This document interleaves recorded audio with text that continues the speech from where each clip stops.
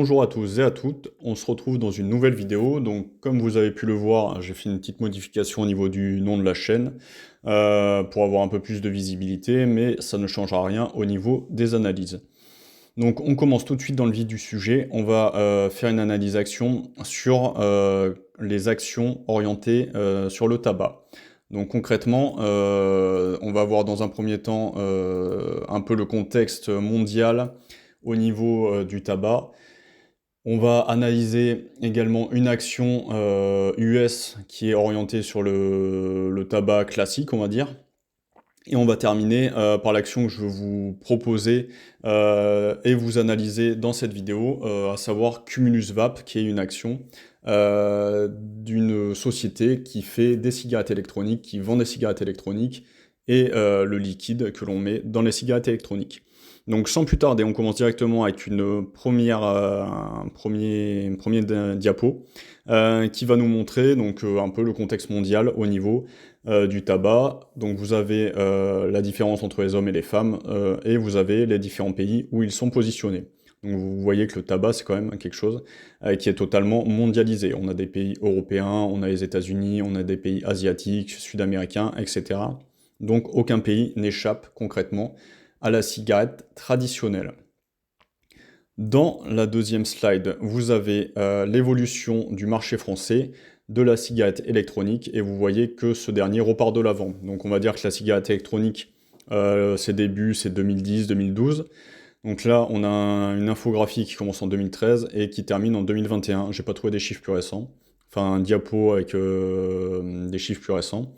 Mais vous voyez que sur du long terme, le marché de la cigarette électronique, il est quand même haussier sur le long terme. Dans l'autre slide que je voulais vous montrer, on a le marché de la cigarette électronique en France qui est estimé à 1 milliard d'euros de chiffre d'affaires, entre les boutiques spécialisées, 60%, les buralistes, 20%, et les boutiques en ligne, 20%. Également, 70% des e-liquides consommés sont produits sur le sol français.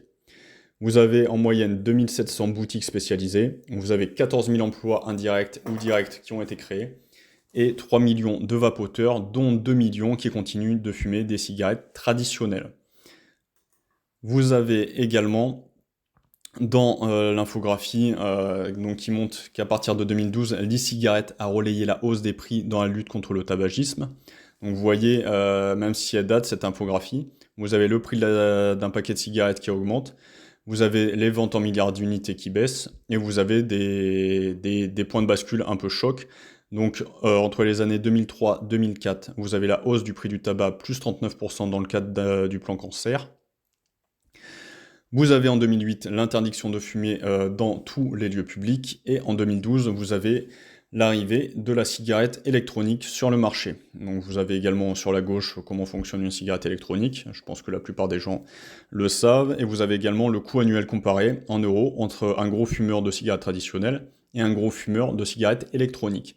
Donc ça, c'est les données qui ont été faites par l'Observatoire français des drogues et de la toxicomanie. Donc ça, c'est une infographie du journal Le Monde. Donc ça, c'est voilà, ce qu'on pouvait dire au niveau de la cigarette électronique et de la cigarette globalement dans le monde. Et je voulais également terminer par une petite slide. Alors pour ceux qui ont Netflix, je vous le conseille vraiment. C'est la série Big Vape. Donc c'est une série qui a été faite sur la société qui a mis en vente la Juul. Donc la Juul, c'est quoi? C'est concrètement une cigarette électronique qui était vendue aux États-Unis avec plusieurs goûts, etc. Et ce qui a créé scandale dans ce pays, c'est que les adolescents sont rentrés en fait dans le tabagisme via cette cigarette. Et à la base, elle avait été pensée par ses créateurs comme un moyen pour les fumeurs réguliers de cigarettes, avec tout ce que ça comprend comme substances nocives, notamment le goudron, mais d'autres substances, de justement lâcher leur cigarette classique pour passer à la cigarette électronique, et du coup avoir moins de soucis de santé, et qu'ils puissent potentiellement petit à petit arrêter. Et en fait, ça a créé un scandale sanitaire parce que les jeunes ont trouvé ça tellement cool et avec une publicité qui était parfois un peu orientée pour les jeunes, et ben, il y a eu énormément de jeunes aux États-Unis qui sont mis à fumer de la joule, et il y a eu des gros problèmes de santé pour ces derniers au niveau des poumons, et voilà, ça a créé un vrai scandale, et le Congrès américain, avec les autorités sanitaires, a dû intervenir pour faire interdire notamment les parfums de ces cigarettes, pour pas que les jeunes entrent dans le tabagisme. Donc vraiment une série intéressante, j'ai trouvé vraiment très intéressante. Si ce domaine vous intéresse et si vous voulez mieux comprendre le contexte de la cigarette électronique au niveau des US, vraiment je vous conseille de regarder cette série. Pour moi, elle était vraiment bien faite. Donc ensuite, je voulais qu'on passe à l'analyse d'une action sur les cigarettes classiques, l'action Altria. Donc l'action Altria, elle est cotée aux États-Unis. Et cette action, concrètement, bah, c'est une société, une holding, qui propose un portefeuille de produits du tabac aux consommateurs de tabac américains âgés de 21 ans et plus. Donc vous avez plusieurs segments de produits à fumer avec du tabac classique. Pourquoi je vous montre cette entreprise? Parce que malgré toutes les interdictions qu'il y a eu, toutes les augmentations au niveau des paquets de cigarettes, etc., eh ben, cette société, elle continue, trimestre après trimestre, année après année, de faire du bénéfice, avec des bénéfices complètement records. Vous voyez le deuxième trimestre qu'il y a eu concernant cette société, 5,28 milliards de dollars de chiffre d'affaires, un résultat net s'il vous plaît, de 3,80 milliards de dollars. C'est tout simplement énorme. Et si on regarde le cours au niveau, hop, des... hop, pourquoi ça veut pas... Si on regarde le cours au niveau de... Si on regarde le cours au niveau d'Altria, vous voyez, on va passer en mensuel, que cette action, qui a pourtant été splittée à plusieurs reprises, hein, elle est cotée depuis les années 70, un peu plus, donc elle valait concrètement 10 centimes. Et aujourd'hui, on a une action qui est à 54 dollars et qui continue inexorablement sa hausse, malgré l'augmentation du prix du tabac, malgré les directives de l'OMS. C'est vraiment une action, alors certes, qui n'est peut-être pas morale, mais qui au niveau de ses actionnaires leur a fait gagner énormément d'argent. Et sur le gâteau, pour un groupe comme Altria, vous avez également un dividende qui a été versé depuis la création de ce groupe, et qui est tout bonnement assez hallucinant. Donc vous voyez qu'il y a 3 versements par an, donc on arrive à quasiment 3 dollars hein, cette année de verser. Et regardez depuis quand ces dividendes ont été versés. Donc là, on est sur l'année 2024, toujours versé. Et vous voyez qu'on va remonter comme ça depuis la création de la société. On est en 2014, on descend. Et pareil, vous avez la même chose concrètement avec un dividende qui est versé depuis les années 70, 73. Là, on remonte encore. On arrive dans les années 80. On passe dans les années 70, 73, 71, donc mars 71, vous avez le premier dividende qui est versé, et ça ne s'est jamais arrêté depuis.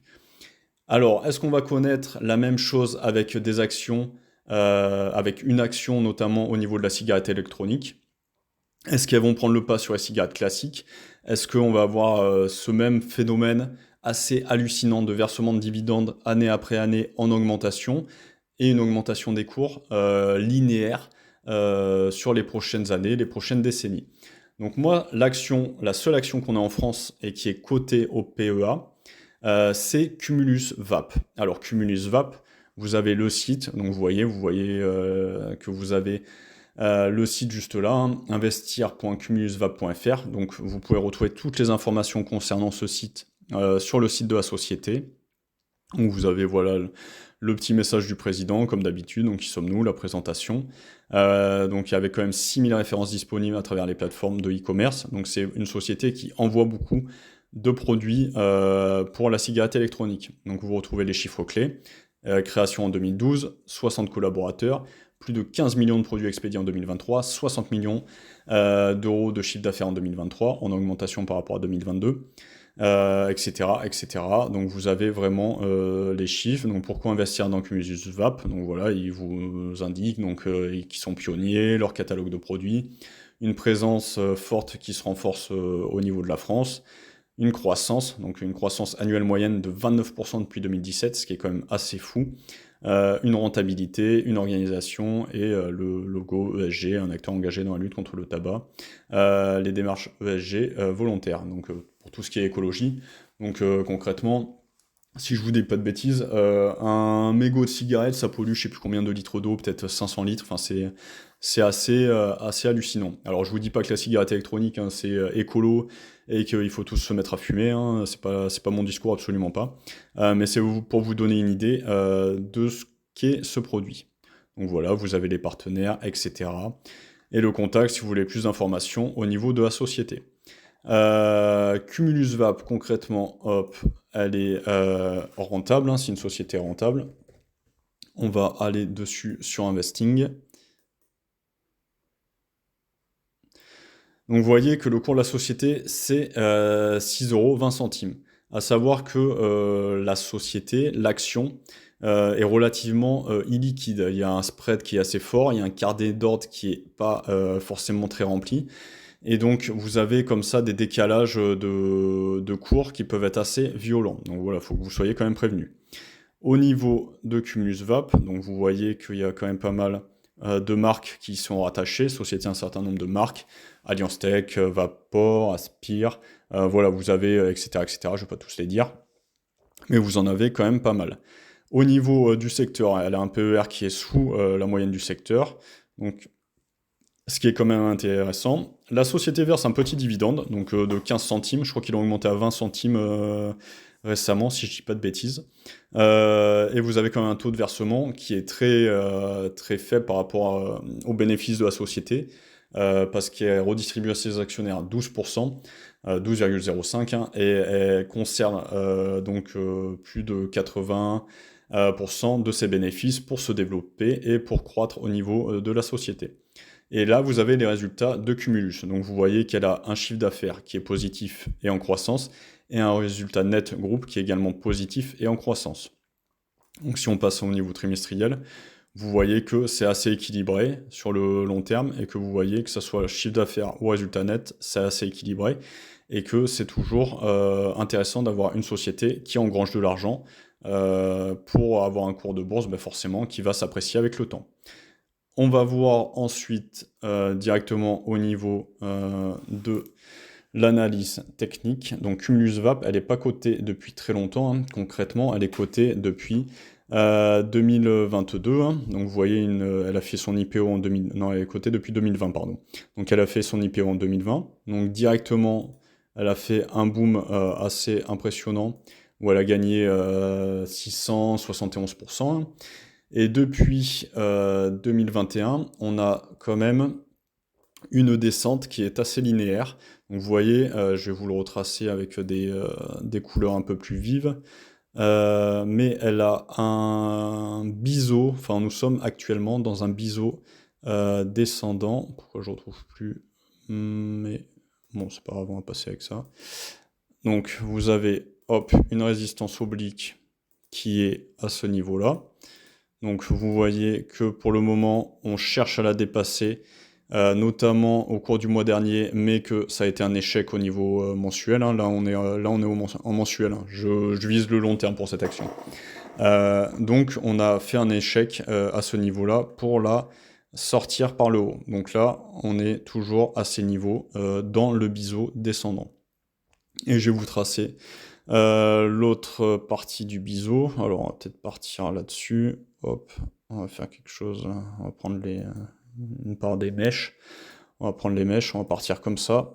Hop, on va vous faire comme tout à l'heure. Donc là, on est sur un biseau descendant. Alors les biseaux descendants, techniquement, ça a plus de chances de casser par le haut. Après, on peut se dire qu'on a également un support, on va dire, à ce niveau-là. Sur les 5,95, on aurait un support qui pourrait potentiellement servir de tremplin pour enfin breaker cette zone. Après, voilà, rien n'est moins sûr. On peut très bien retomber là sur les 4,78 et casser par le bas, c'est tout à fait possible. Surtout qu'on a eu un gap ici. Donc vous voyez, il y a eu un gap entre ces deux bougies-là. Donc est-ce qu'on considère que c'est un gap de support? Est-ce qu'on considère qu'on va aller refermer le gap pour repartir? Ça, seul le marché nous le dira. Mais pour moi, si vous souhaitez miser au niveau d'une entreprise qui a sa gamme de produits dans le tabac, c'est au niveau français la seule société en e-cigarette sur laquelle vous allez pouvoir investir. Une société qui est récente, dans un marché qui peut être assez contrarié par les règlements, que ce soit les règlements européens. Il y a eu l'interdiction de la puff récemment, qui a été une aberration écologique parce que cigarette à usage unique, enfin, c'était une idée complètement stupide mais qui plaisait d'autant plus aux jeunes, ce qui embêtait les pouvoirs publics, alors que la cigarette électronique peut être vue comme un outil pour se détourner du tabac classique. Après, c'est une action qui pour moi doit rester dans une watchlist de surveillance. Alors c'est une nano-capitalisation, elle est vraiment toute petite. Mais si jamais les pouvoirs publics, au lieu d'interdire la cigarette électronique ou de la taxer trop fortement, en fait un allié pour essayer de faire quitter les gens vers le tabagisme traditionnel qui est vraisemblablement, selon les études scientifiques, plus nocif que la cigarette électronique. Et s'il n'y a pas d'interdiction ou d'augmentation trop forte des impôts, des taxes sur cette cigarette électronique, sur ce marché-là. Et au niveau graphique, si on arrive à breaker cette première résistance oblique, voilà, il y aura peut-être une consolidation comme ça, et on repartira peut-être à la hausse ensuite. Et on aura peut-être également le RSI qui repassera enfin au-dessus des 50, parce que là, tant qu'on a le RSI qui est sous les 50, là il est autour des 40-43, c'est pas très très positif au niveau des configurations graphiques. Donc je vous conseillerais, si vous voulez prendre position sur ce type de valeur, déjà de vous rendre compte qu'elle n'est pas hyper liquide, donc adaptez vos ordres de bourse en fonction, mais également que vous devez peut-être attendre, et je vous le conseille, le dépassement effectif de cette résistance oblique. Parce que tant qu'on n'a pas cassé le biseau d'un côté ou de l'autre, il faut garder à l'esprit qu'une cassure comme ça, avec un pullback et on redescend, c'est également possible. Donc il faut rester méfiant. Là, on est un peu à la croisée des chemins, selon moi. Je pense que le titre-ci se comporte bien et qu'on n'a pas de mauvaises nouvelles dans les mois à venir, concrètement, comme une interdiction des parfums de cigarettes électroniques ou une limitation au niveau des liquides qui peuvent être mis dans les cigarettes électroniques. On pourrait bien avoir une cassure à ce niveau-là. Et vu que c'est une entreprise rentable, on pourrait repartir avec un objectif de cours dans un premier temps, selon moi, qui serait autour, voilà, je pense, des 10 euros, 10,50 €. Ça pourrait être envisageable. Après, dans un tout premier temps, on irait peut-être chercher les 8 € avant de partir vers les 10 € si c'est positif. Voilà, j'espère que cette action, cette analyse vous aura plu. N'hésitez pas à vous abonner, ça m'aide vraiment beaucoup au niveau de la chaîne, à me motiver, à continuer. Je vois que petit à petit, ça fait environ un mois que j'ai lancé la chaîne, même si j'avais une chaîne qui datait de bien plus longtemps, mais j'avais jamais rien fait dessus. On est à 70 abonnés, un peu plus de 70, donc ça me fait vraiment plaisir. Voilà, n'hésitez pas à me demander des actions que vous voulez que j'analyse. J'ai un abonné qui m'a demandé Michelin, je vais essayer de le faire. Si c'est pas cette semaine, ça sera la semaine prochaine. Voilà, donc petite analyse sur Cumulus Vap. Renseignez-vous avant de faire un investissement sur la société. Ça peut être fragile parce qu'il y a énormément de réglementation dans ce domaine, mais on peut mettre le parallèle entre Cumulus Vap et la société Altria qu'on a vue au début. Et si les politiques sont favorables, et si il y a de la demande, comme c'est le cas pour l'instant en France, je pense que cette société peut éventuellement avoir un joli parcours en bourse. Voilà, prenez soin de vous et on se revoit dans une prochaine vidéo. Ciao!